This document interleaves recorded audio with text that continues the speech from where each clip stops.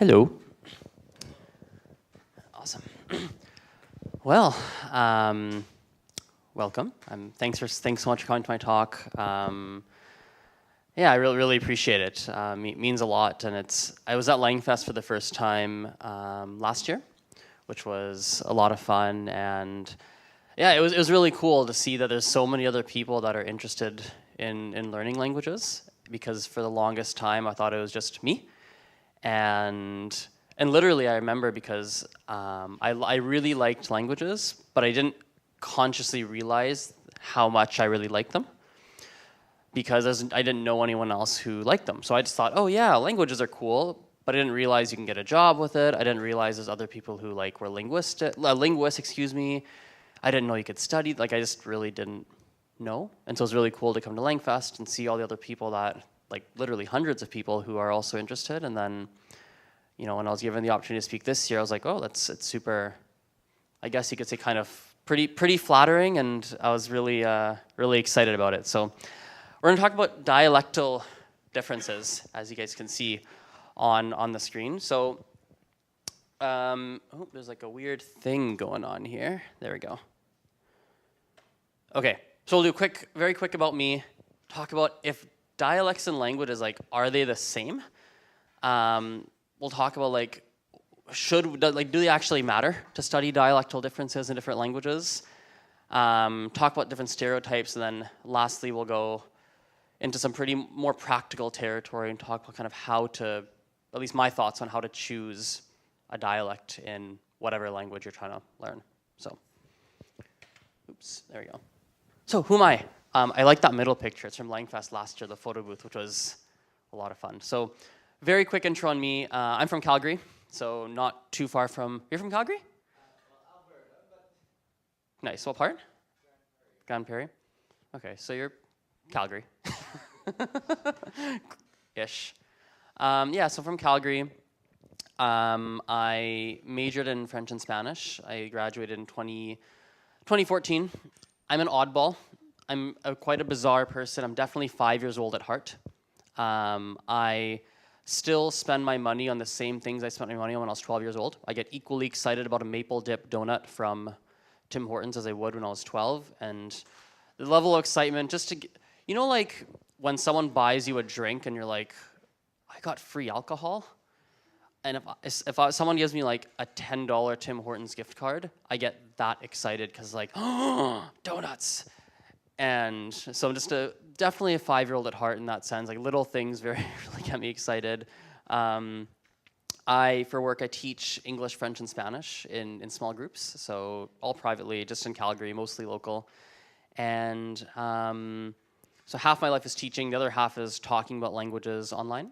So on my podcast, Instagram, Facebook, all of YouTube, all of that stuff. So it's half my life is in the classroom, and then the other half is spent online. And yeah, I've liked languages for a long time. I mean, probably since 15, 16 is when I kind of realized it, because I went to France for a while and for an exchange trip, and that's kind of where I was like, oh, this is a lot of fun. So that's a quick bio on me. Now, languages and dialects. It's funny for me because I used to think that if someone were to ask me, oh, what's the difference between a language and a dialect of a language, I used to think it was super straightforward.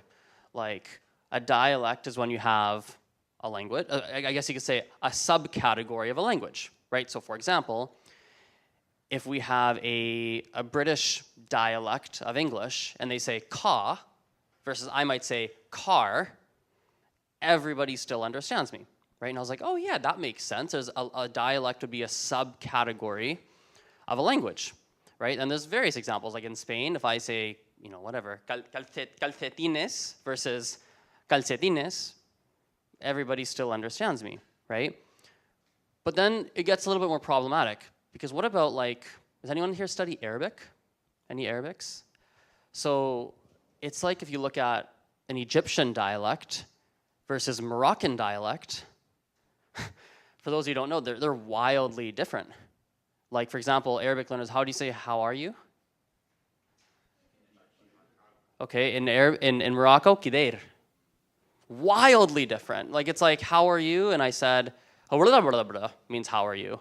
Like they're so wildly different. And then it's going like, well, wait a second. Why do we say that Moroccans speak Arabic? Why don't we say they speak Moroccan? Right? Or like, what's that? Fair enough. But we can take another one. Let's look at, for example, let's look at even like something like, so if you agree that different dialects of Arabic are often very far apart, right? And yet we say they're the same language. But then you might look at, let's say, Spanish and Brazilian Portuguese. Not quite as, they're different, obviously quite different, and pronunciation's different, the sounds are different. Written, similar enough, and if you understand some basic things about Brazilian Portuguese and you speak Spanish very fluently, all of a sudden you can, like yesterday at the gala, when they're speaking in Portuguese, I don't speak a word of Portuguese, well, I speak a little bit, but barely any, but I could understand because I understand some basic pronunciation rules of Brazilian Portuguese, and so it's like, well, what the heck is the actual difference then? And I have pictures up there of when I was, the one on the left is when I was in France. I went there, I spent about, would have been 3, 4, 5, 6 months in France total, over a couple of different trips. And so one thing I'll sometimes say is that I don't speak French, I speak a France dialect of French. Because I had to, when I went to France, I already spoke French. But my French wasn't good enough for some of the people I talked to. And I was 15 when I first went, so it was, imagine you're in a high school, and you know how high school kids are. You know, you guys, everyone's been to high school, you know how they are. They're often a little bit ruthless.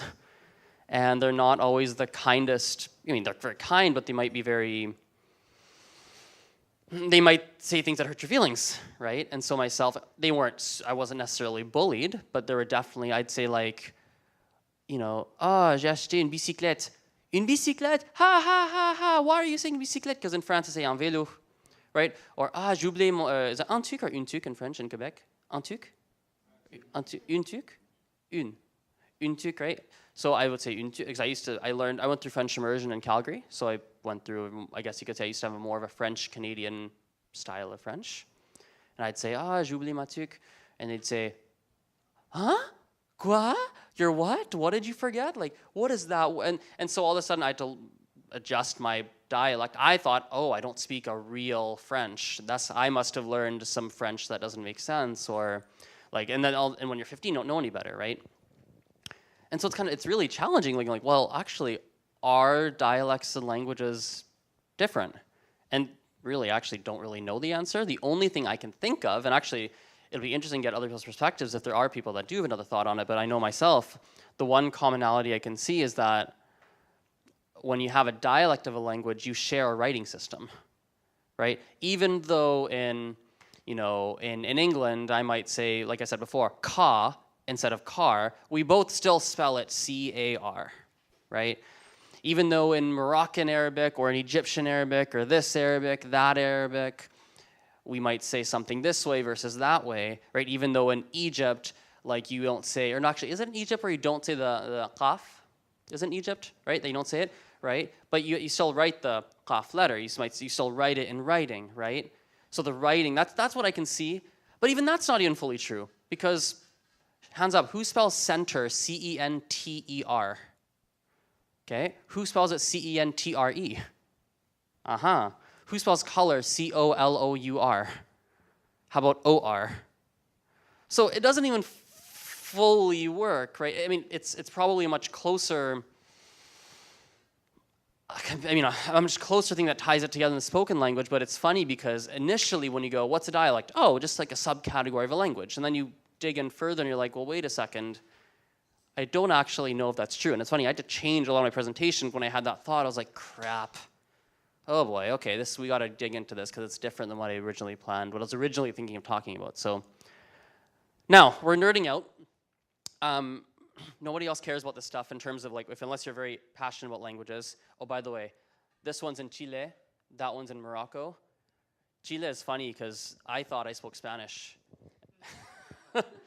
When I went to Chile, I thought I was very strong in Spanish, and I was very strong in Spanish. And the first 2 days were fine, no issues. A couple words here and there, you're like, oh, what does that mean? Oh, cool. And then You know, you get to day 3 where you go to the bar with Joaquin, who's my friend in that picture.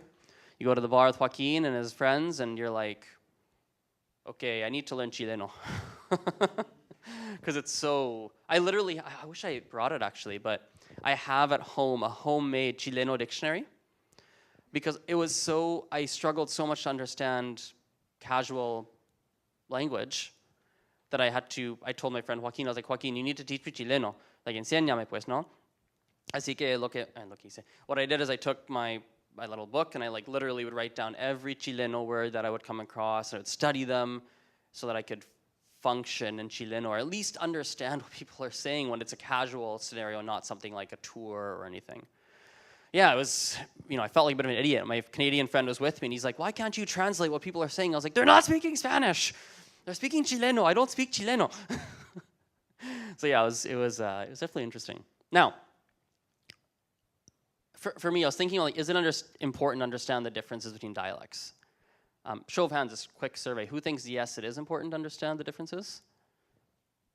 Okay. And anyone think that probably no? No? Yeah, I mean, so when I thought about the question, I was thinking of it in terms of like, for example, if you speak English, is it important to understand that in England, they speak like this? Accent is like this, they have these different vocabulary words, and you're not gonna know everything, obviously, because even in England, you got different little pockets and different dialects throughout the UK and throughout England, right? Or maybe understanding in Australia, they speak like blah, blah, blah, blah, blah. I guess my question is more on, if you guys think it's important to understand some of those differences. That's kind of where I was going with that. Weirdly, I kind of think, I think yes and no. For me personally, I think yes. I think for the general public, no. It's funny because I think we're at a language learning conference, so people put their hands up and go, yeah, I think it's important because we're all very interested. But if I went out to, Calgary, where I'm from, and walked out and pulled a random engineer off the street, like, or something, or whatever, someone who doesn't necessarily have an interest in languages, I was like, hey, do you think it's important to understand British English? It'd be like, well, it's nice to, but I can talk like this and sound very sophisticated and over, but like at the end of the day, it doesn't. Right? I think on one hand, there's a very strong argument for no. For the average Joe, it doesn't necessarily matter for the average person. The same way I don't need to know how my phone really works, but I know that I click my apps and I click Facebook and I can scroll and I see what my aunt so-and-so is up to. And oh, wow, so-and-so had a baby. But I don't need to necessarily understand how necessarily it works. I just need to, right? So I think there's a fair argument to say no, it does. For the average Joe, it doesn't. On the other hand, I think there's definitely value in, I think there's definitely a lot of value in understanding, especially when it comes to, I guess you could say the connotations behind different dialects. Kind of like, and this is something I've been thinking more about recently, like, like when you're watching a movie and the bad guy's Russian, or the bad guy's like from an Arab country. Like, it's funny, like, and it's funny how that paints certain narratives, and even within certain languages, you get those kinds of, those discriminations, really. Like, so I do think there can be value in it, in understanding that here's how this dialect works, here's some of the, let's say, for lack of a better term, baggage, or maybe like the ideologies or ideas that come with it. I do think it's important. Then on a personal level, I think they're fascinating. I think it's super, super fascinating. I always find it interesting when people say they speak another language. Like, oh yeah, I speak Spanish very well. I speak Arabic or Mandarin or Russian or whatever. Although I hear Russian doesn't have very many dialects, I've heard. I don't know if anyone knows about that. Someone told me recently that Russian is, if you go to like west of Russia, east of Russia, it's still spoken essentially the same way, which is fascinating. Relative to the geographic area and the number of speakers, yeah. It's a very small variation. Obviously, there is variation. Yeah. Someone was telling me that, and I thought that's super, super fascinating. Yeah, I guess Canada's similar in that sense too, right? We do have variation for sure, but we're not, Newfoundland is obviously their own variety of English. But anyway, anyway, I'm going off topic, but it is, I think it's fascinating, especially because the pronunciation differences. I think it's really, I find it super interesting. That's why I don't dabble in a lot of languages. I usually just pick one and I'll stick to it until, I'll stick with like one language for a long time. Like I will stick with it until essentially I consider myself at a native or near native level. I don't dabble in many for that reason, because I want to know, in Chile dicen esto, in Francia dicen whatever, right? They say this in Chile, they say this in France, they say this in this country, they act like this here. Oh, these, French people, really, some of them don't think Quebec French is real French. Wow, where does that come from? Why do they not understand? Actually, that's a weird thing, and I wasn't planning on going into it, but it is very interesting. Have you guys ever heard like people in France who say that? Oh, it's like Quebec French is not real French. Or, I don't understand them. I wonder, I'm actually curious. Anyone here from Montreal? Okay. Do you understand France French? Or do people understand France? I'm actually curious, now I'm getting selfish, but like, do people understand France French in Montreal generally? Yeah, seeing some nods? I thought so. Interesting. Do you hear it ever, on a day-to-day or on a relatively regular basis? Do you ever come across it? Fair enough. Okay. Of course. Yeah, they're quite, for sure. The reason I bring it up is because I was thinking about that. We're having our kitchen redone at my house, and we have this guy from Australia who is working. One guy from Australia who's working in the kitchen. There's another guy who's, I assume, from Canada, the way he speaks. Now, it's so funny because I have not had a ton of exposure to Australians. Not a ton, right? I've heard it, obviously. Movies, sometimes you meet someone. And now I'm in Calgary, so we're close to Banff, which is basically Australia away from Australia in many ways, because they all come and they work in Banff. For those of you who know Calgary area, in Banff, many Australians go to Banff and they're always there. It's fascinating, quite fascinating. But anyway, I haven't had a ton of exposure to it. And so what's funny is that when I'm talking to the guy in the kitchen who's working in our kitchen, I need to put an extra 7% effort to process what he's saying, because I'm just not used to the way they speak. And I remember thinking, I was like, oh, that makes sense. I wonder if in France they struggle, some people, not everybody, but some people think Quebec French is not a real French, or it's hard to understand, we don't get it. What the heck are they speaking? Is that, whoa, what? What? Maybe it's because they don't have any exposure to it. And so suddenly it's it's just foreign to them, and they're like, and not everyone obviously, right? But and I don't want to generalize, but the people who do make those types of comments perhaps have not had much exposure. Perhaps they've even grown up in an environment where it's like, oh, Canadian French is so different, right? The same way, maybe not in this room, but I would be very interested to see how many people call it Jamaican English or real English if you ask the average Canadian or American. I don't know the answer, but I saw 2 hands go up. I saw one over here. Yeah, go ahead.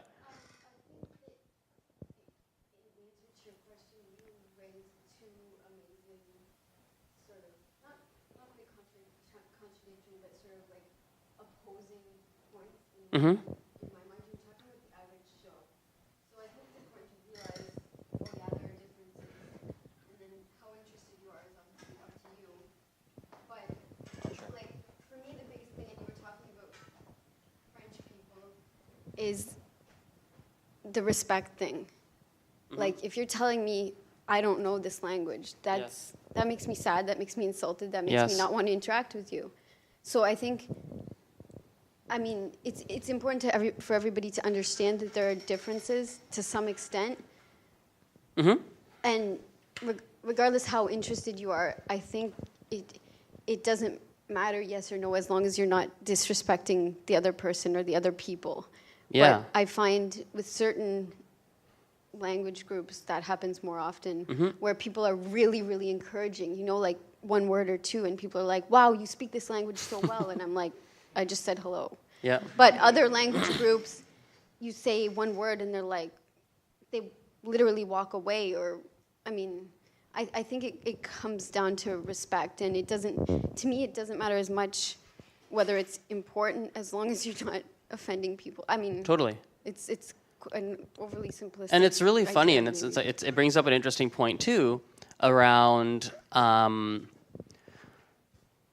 I guess you could say how different people interpret your words and actions. So, for example, so I'll go back to your example.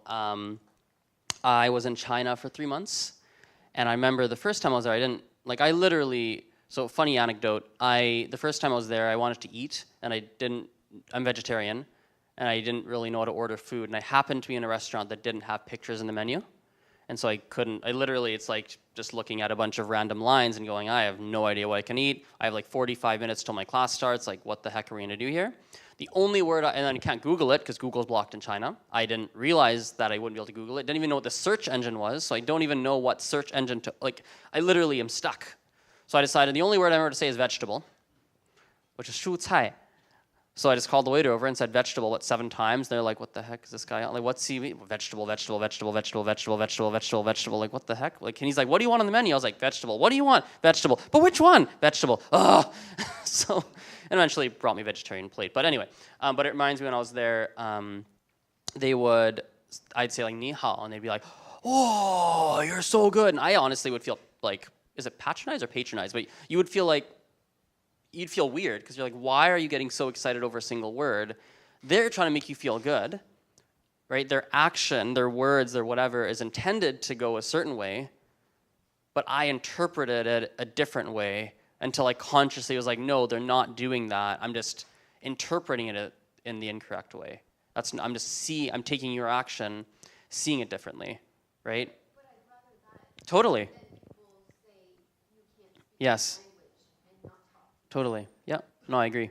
So, and I think it ties into like, and I think we're already on the topic, but like, I guess you can say, I don't know if dialectal stereotypes is the right term. There might be a better term for it. I don't know. But I think it's an apt enough term, like dialectal stereotypes. Like I said before, I teach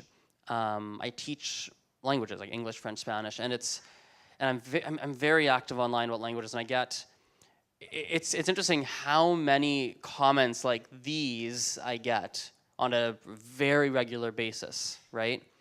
Like, Quebec French I've heard Quebec French is like not French. Is that true? And I go, no, that's false. Oh, really? Or I remember someone's like, the American English, it was just so, I was talking to someone, was he Russian? I think he was Russian. He goes, American English just sounds so, makes my ears hurt. Like, what do you guys talk, like, ha, rah, and I was like, he's like, yeah, British is much nicer. And by the way, that's a very fair point. You can say that. You're very entitled to that opinion, by the way. I just think the same way, I personally to my ears, think a Mandarin from a more northern Mandarin sounds nicer to my ears than a southern Mandarin. But does it? I mean, I don't judge them. I don't care. You want to speak with a s instead of sh, fine, do your thing. I don't care, right? You want to say y instead of r, like, fine. I don't, that's more power to you. So you can have the opinion of, oh, American, fine, you think American English sounds ugly, wonderful, fantastic. What I didn't like was the judgment, what I interpreted as judgment in his voice. Now, maybe he wasn't judging, to be fair, maybe he wasn't, but the tone of his voice made me feel like he was judging. Now, I might have misinterpreted, right? And that's, who knows, right? And maybe he didn't mean it that way, but Moroccan Arabic is in Arabic. Like, there's so many of those comments. And I don't know, I guess you could say that's kind of what grinds my wheels. Is that an expression? That bothers me. Where you have those stereotypes, positive or negative, by the way. Because it's just more often than not, it's just wrong. It's just false. Right? It's just not true. Just because a British guy sounds really smart because of how the media has portrayed that to me throughout my life, he might be a real idiot. And he might be really smart. We don't know, right? Yeah, it's crazy. I had a conversation with somebody in India, and it was an older lady, very traditional kind of lady, who's telling me how black people are bad because of how they speak. She's like, have you guys seen that video on Facebook? It's like that speaking white versus speaking black. Have you seen that? Anyone seen it? No? It's like a video of like African-American people that change how they speak when they're in sales jobs on the phone because of the connotations behind their accent. Have you seen that? You would have seen that actually, because I posted that on mine and you follow my Facebook, so yeah, you might have seen it. But it's fascinating because she was like, yeah, they're the ones that do the crimes. And she was like adamant, and I was like, what? Like to me, it's just bizarre. We had a big debate. I was like, no, it's not how it works. Here's why, and just really fascinating stuff. But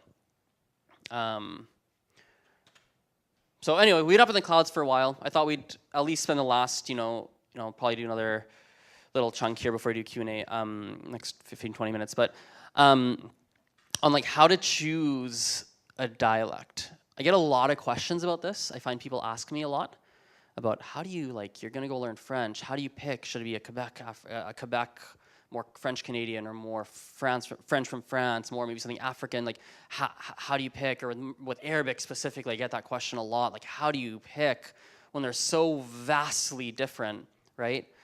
So I thought we'd spend some time on this.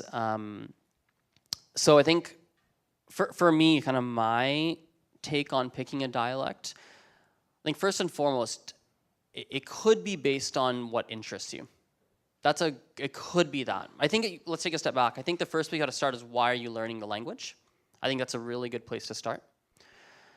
If you're learning for hobby's sake, it's literally something that interests you, you like it, like many people in this room at this conference. Pick one based, my perspective, pick a dialect based on what interests you, what you like, what sounds cool, right? I think that's a very, very acceptable way to go. Be like, I like this one, right? So research it. Go on Google, go on YouTube, listen to them, right? Research them. And I think that's a very plausible kind of way to go. I think it's kind of the opposite end, is you could go more of a practicality kind of approach, in the sense of what's going to help you the most for your needs. So for example, if you are in Canada and you want to learn French, and let's say you are interested, but you are learning because Canada, you can get more jobs, let me tell you, it's probably a much better idea for you to learn a Canadian French.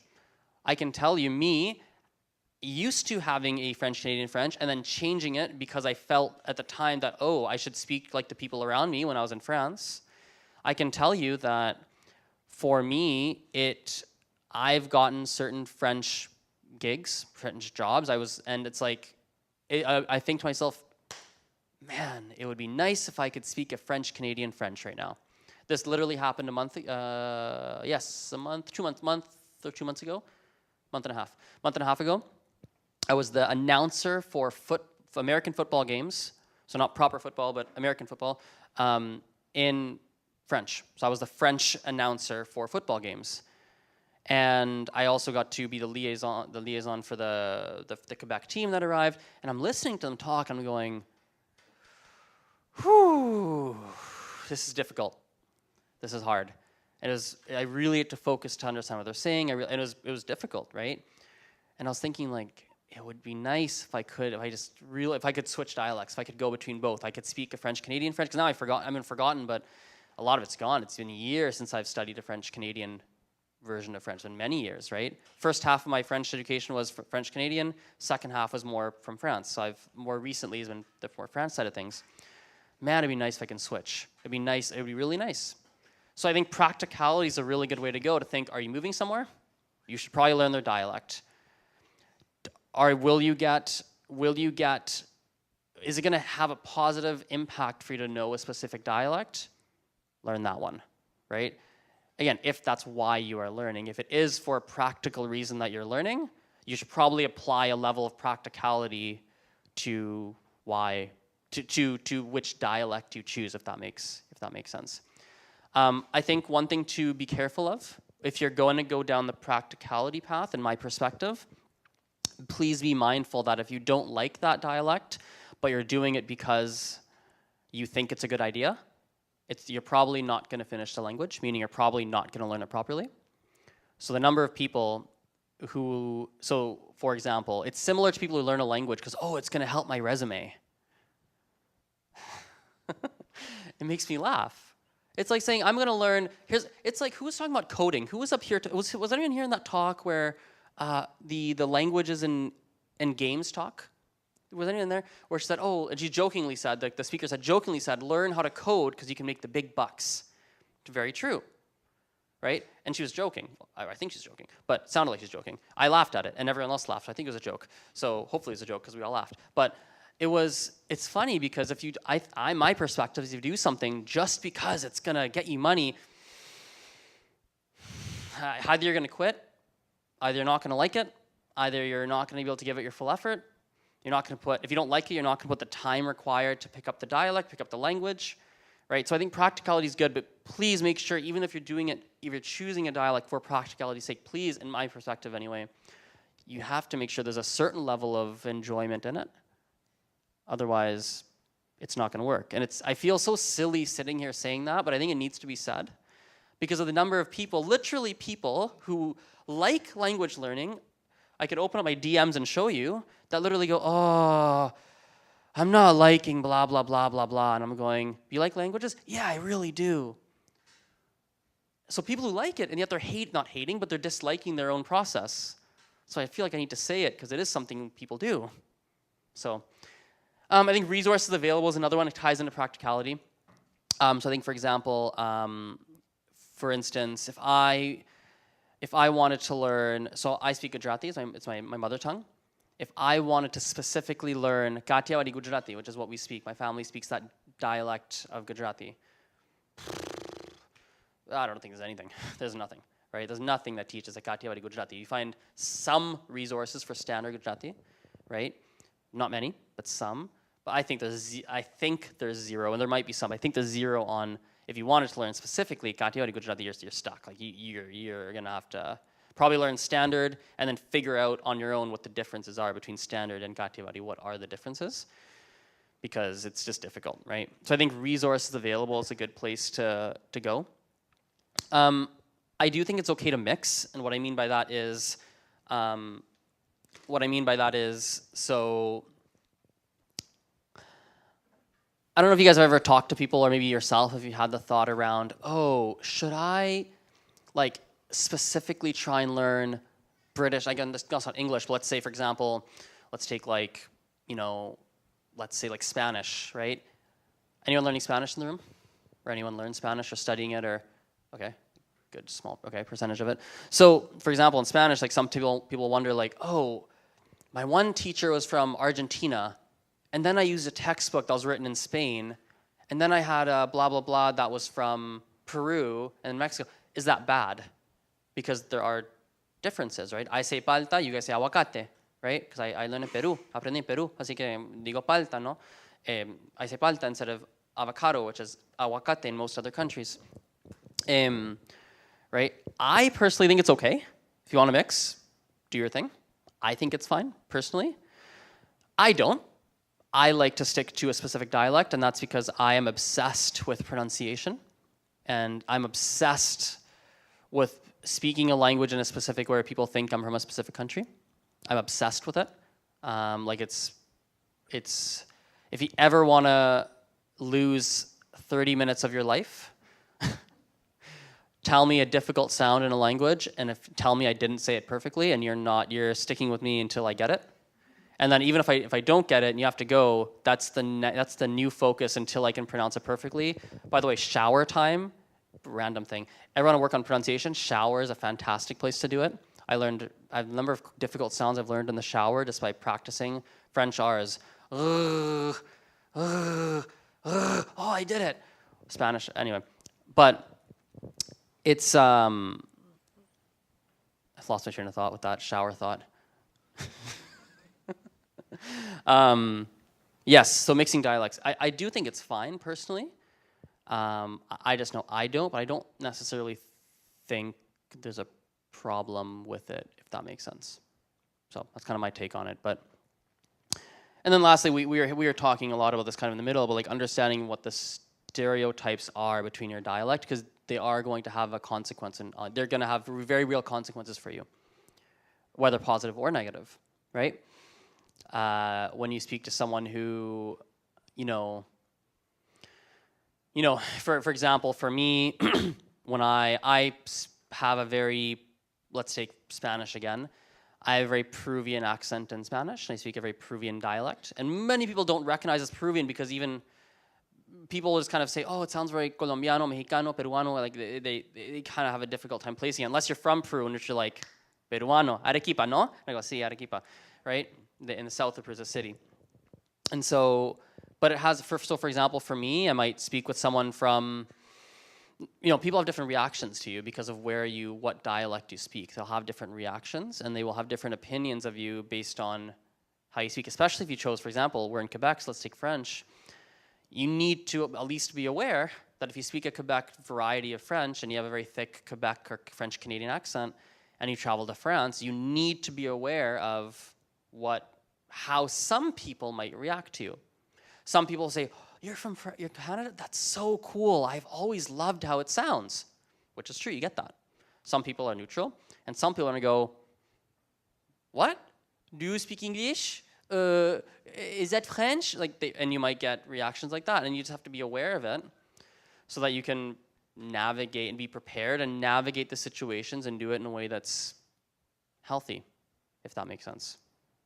So that's kind of my thoughts on choosing a dialect. Kind of last thing I'll kind of spit some thoughts at before I go, before I do some Q&A, especially because we've gone into some deeper topics with like the stereotypes and such. But I think one thing for me with dialects, and I think it ties into what you were saying earlier, is around empathy and compassion, in my perspective. So I think it's either understanding the differences in dialect of where you are, or at least even if you can't maybe speak in that dialect or you don't know the vocabulary, right? Even if you don't,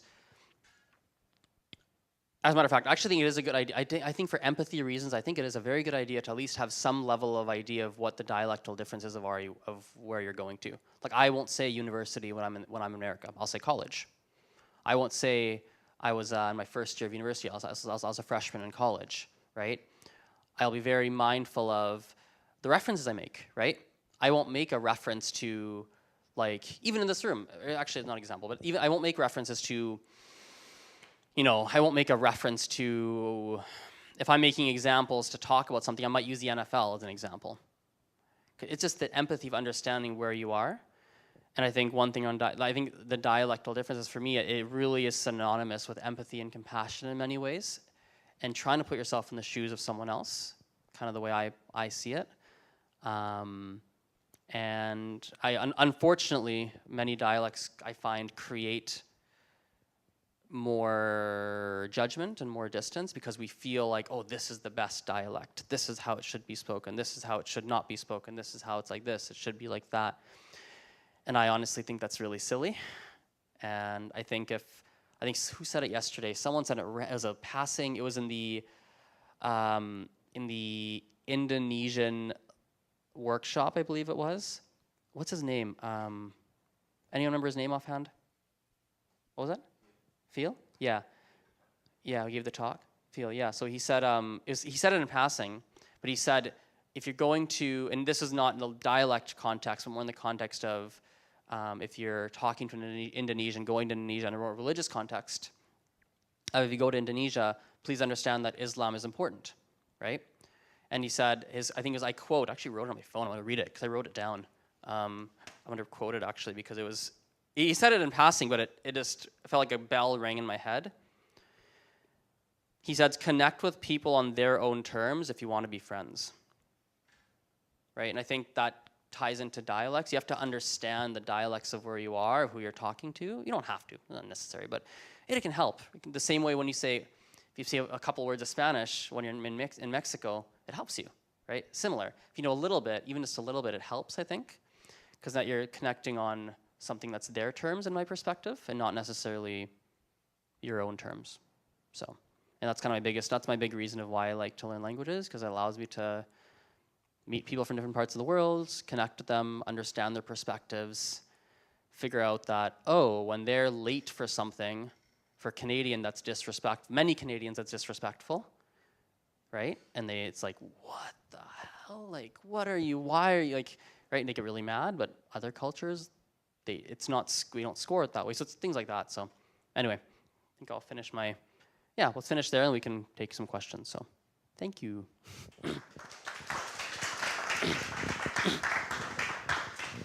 Oh, and actually, last thing before questions.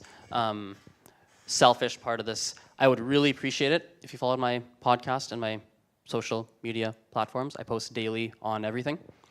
So I would really appreciate it if you guys I typically just share my language learning journey. Because I literally spend 60 hours a week on languages. 60, 65, 70 hours a week on languages. Whether it's teaching, running events for language learners, talking about them, it's like my life. So I have a lot to say, and I post a lot. So I appreciate it. Anyway. I'm wondering if you can talk a little bit about if you've experienced this or if you have thoughts on this. The getting pushback from speakers of a dialect, or kind of like, don't speak this way, because we all have our own ideas, though they're stereotypes and they're potentially bigoted about what is proper speech or not in our own language. And I know, like with French, I speak France French, more specifically like a Brittany French, because that's where I lived.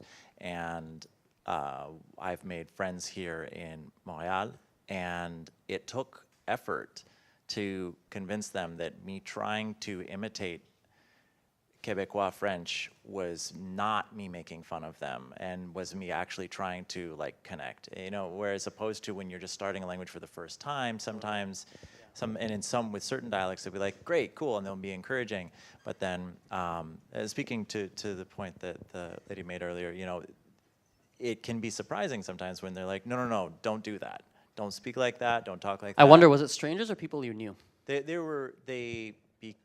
This was as we were becoming friends. They didn't think that I was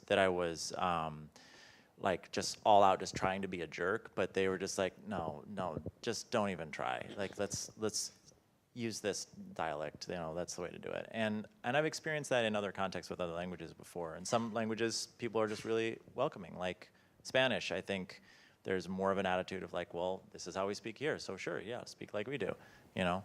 So I'm wondering if you can speak to that at all, if you've experienced that. Yeah, I've experienced it in the sense of, so for example, the one example that came to mind was, again, Chile, right? Because I made a dictionary of like a Chilean words and slang, and it was like an effort. Now, I think for me, so I'll talk about Chile, and as I talk about Chile, see if other things come to mind. But Chile, for example, I remember I would naturally start to change, not because I was trying to, because everyone spoke a certain way, and I just know me when I'm in if I'm surrounded by British people, I can't help it. It comes out. I can't, right? And I don't even notice it until I leave that environment and go back to my original environment. Then I go, oh, I'm speaking differently. I didn't even realize. So for Chile, for example, I didn't have any negative pushback.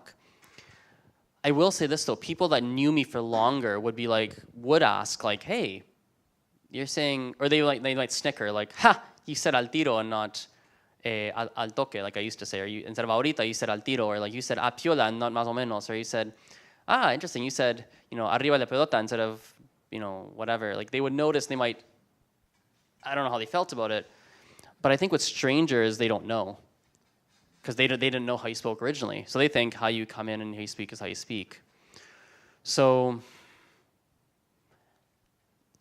yeah, I mean, I don't know. I've never had anything crazy negative, because at the end of the day, if I know 4 people today I'm getting negative experiences with, let's say, or negative, or maybe some pushback, as you put it, I'm pretty extroverted, so I'm going to meet way more than 4 people.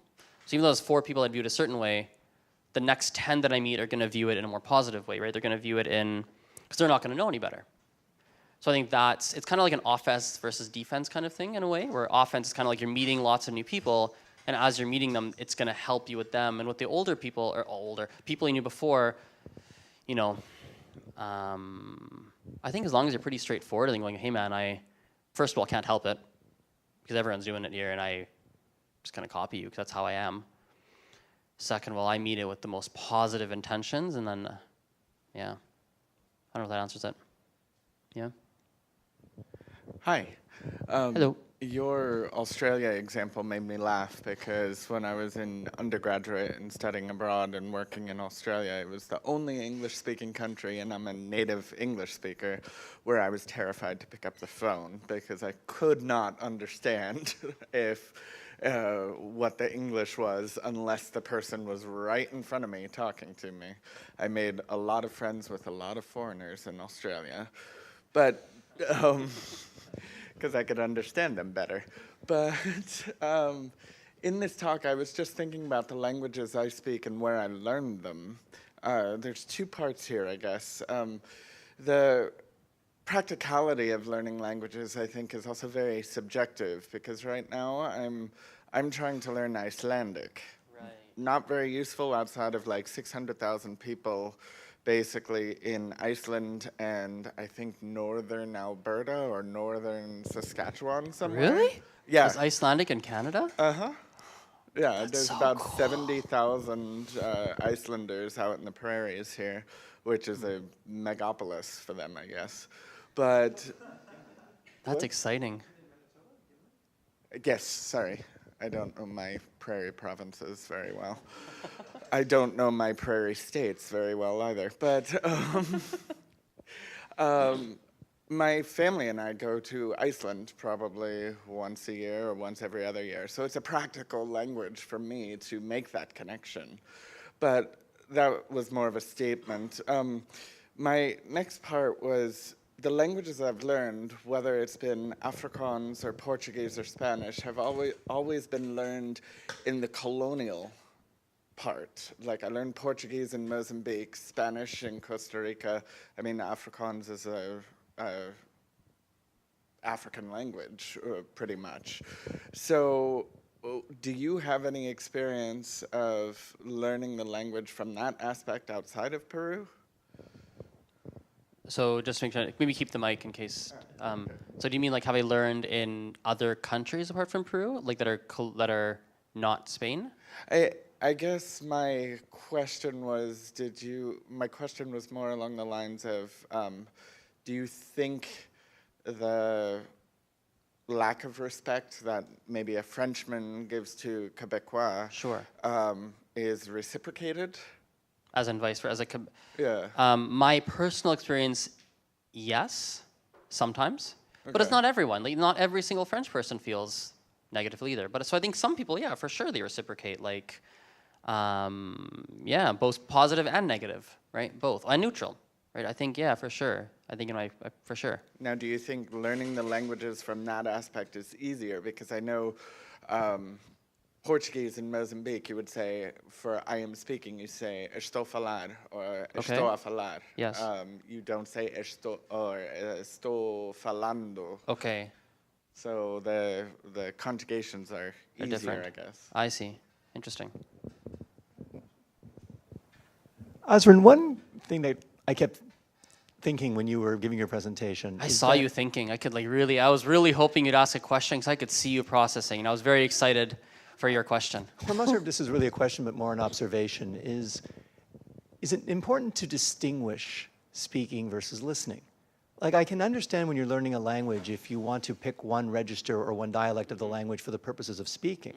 But in order to understand the language, especially if you're going to be watching films or watching TV, when there are going to be people speaking various forms of the language, the ability to be sensitive to the dialectical differences, at least to understand them, can be quite relevant. The reason I ask is, like, when I started learning French with the federal government at Le Centre Asticou, one of the very, very few things that that institution actually did right in its language teaching was that they had a variety of accents. Like for the French, they had one teacher from Belgium, they had one from France, they had various people from various points in Quebec who spoke in all sorts of ways. And yes, as learners, we were expected to speak what in Quebec is known as International French, which is sort of the standard French that's spoken on RDE. That pretty much is the language of, the standard educated French of Canada. Yep. But we had to understand what everyone else around us was saying. And I mean, I'll spare you my life story, but the other languages I've learned, I've often been exposed to, I've always been exposed to different forms of the language, even if there was one form that I would try to speak. Mm-hmm. Yeah, and actually it's funny, I like getting questioned on things because, and this is a completely different topic, I'm not gonna go down this path because that could be, it's thoughts I have a lot, but like I'm 25, and so I'm very young, right? And it's funny, a lot of 25-year-olds go, oh, I'm so old. No, you're not. So anyway, so I like getting questions because it makes me really think about things that I talk about, and it's a funny point because I actually wonder now if there is, what's more valuable, being able to, and it goes back to your question too, is it more does it matter that you speak the dialect that you are in, of the region you're in, excuse me, or is it more important that you're just sensitive to the stereotypes and the different thoughts around it, and you can understand what they're saying and still engage and have natural conversations? I almost wonder if that's more. But I've seen that, like, just to give other examples. Yeah. Like one of the Spanish courses I did when I started learning Spanish years ago, I had one set of books and tapes was some Castilian Spanish, the other was Latin American Spanish, so I kind of had them both. But I found them useful to be exposed to both. And even the books and tapes I had from the Latin American one made it a point of having different accents. So one dialogue, they'd have someone speaking from Peru, and that accent was weird. I remember that. No, but it was Bolivia. They had the Bolivian was like. Is it weird in Bolivia? It was, well, I mean, it was very different versus the Mexican. Fair enough, yeah. I found it to be very useful. I mean, similarly, I was sent to Vietnam on a work term. I studied Vietnamese intensively for a while. I've since forgotten everything. But what's relevant is that I had two sets of tapes. One was in Saigon dialect, one was Hanoi dialect. Right. You know, the pronunciations are quite different. The tones are different. The consonants are different. And again, it was useful. I kind of picked one for speaking, Saigon, because that's where I started my trip. But once I got to the north, at least I was exposed to the sounds. Right. So they would speak Hanoi dialect. I would speak as best as I could in Saigon. The Vietnamese know enough of their own language that someone from Hanoi can understand someone from Saigon. So the dialectical difference did not impede communication. But being exposed, I think, to the different dialects was very useful as a learning tool. I agree. I'm sorry, I didn't mean to talk about myself. No, I agree. I agree. Sure. I just want to add that I agree with you, and there are a lot of studies to support that that's important. But one thing that's been researched a lot more recently about learning, exposing your comprehension to all these different dialects is that your progress is very slow at the beginning if you do that, and it's important to try and get to an intermediate level before you really diversify, especially if you're going to listen to things that are vastly different. Just because at the beginning stages your brain is just trying to get used to certain sounds, and so it can really mess up your own pronunciation, and it can make it harder for you to distinguish things. So I totally agree with you, and the research says, yeah, do that. Listen to a bunch of different things. But if you have the resources to focus on one until you become kind of an intermediate speaker, a lot of research is showing that's the way to do it. Focus on this one, get to an intermediate level, and then start diversifying, and you'll find more progress. That's a good point. It's actually funny, on the previous one I said, I personally don't mix dialects. I think I wrote that. Yeah, like I personally don't, and that's exactly why. Like I want to be really grounded in one, right? Before I start to branch out. It's kind of like when you learn, I think this will land with people at the conference, but it's like when you try and learn 4 languages at the same time, you have very slow progress in all of them, and you're like, it takes a long time. I think it's a kind of a similar kind of analogy where, yeah, it's similar kind of analogy, but.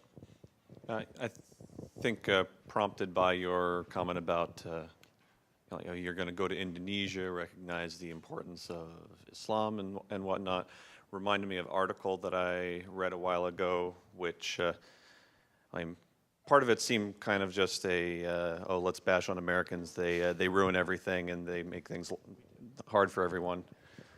Whether or not that's true, the relevant point that I thought was particularly interesting, specifically talking about baseball and saying that, Okay. that a lot of in international business, when American English speakers would be in the room with a bunch of non-native English speakers, or even say Brits, for example, that people would not understand what the Americans were saying, talking about like interdialectical accommodation, and saying they would make all these references to baseball, and that was not properly accommodating. And then at the same time thinking about the well, if you're going to deal with Indonesians, you have to recognize the importance of Islam. Like a lot of these things, like are just. That is the common way, that is the dialect for a lot of us. Like, if you're going to talk to an American and have no idea what we mean when I say, yeah, that was a home run, that presentation, that was, or this is a slam dunk. Yep. If you can't understand these basic things, there's like I mean, what? You become separate almost. in a Yeah, way, it's like we're not. I'm not even thinking about sports here. I'm just saying. It's a very common sort of expression. I'm trying to turn that into a question, because I think it's just a area that I think there could be a lot of discussion in. Totally. Yeah. I think we have like a quick minute or two, so maybe it's like one last quick one we can squeeze in, and if not, we can wrap it up. But was there one? I guess so. We have like a minute, I think. So I think it has to be quick, whatever it is. So I don't want to go over time. So I don't want to like make you guys stay longer and stuff. So. Yeah, we've talked a number of times about interdialectical accommodation and similar things, and the quotation that you said that you have to meet people on their own terms. Yes. Like, and you specifically mentioned sophomore, I think, and I've like written this down a few times, and I've asked people to explain it to me a number of times, but it's not getting in my head. So I've just gotten to the point where I'm like, I understand there's a difference. Sometimes I stop people. Sometimes I ask them, what does this mean? I often stop people regardless of the language. Like, I don't know what this word means. I don't know what this expression means, regardless whether it's one of my mother tongues or not. And I think that that's okay. Like, regardless whether it's your mother tongue or your 20th language, I think Totally. I think it's okay to stop people mid-conversation as long as it's not impeding the flow, or you can just like take notes. And I think that's all okay as long as you're comfortable with it. You know what I mean? Mm-hmm. And you're not, as you're saying, like being As long as you're done being respectfully, compassionate. right? Like it's Sorry? respect. As long as it's done Yeah. respectfully, and you're not doing it. For example, you need to be empathetic and understand if it's a group conversation that, like, and you're stopping the conversation every 30 seconds, you're being quite disrespectful to the group, right? It could be viewed that way potentially. So as long as you're being respectful about it and you're being mindful, and like for 100%, for 100%. So, cool. I guess we can finish it there, right? Yeah.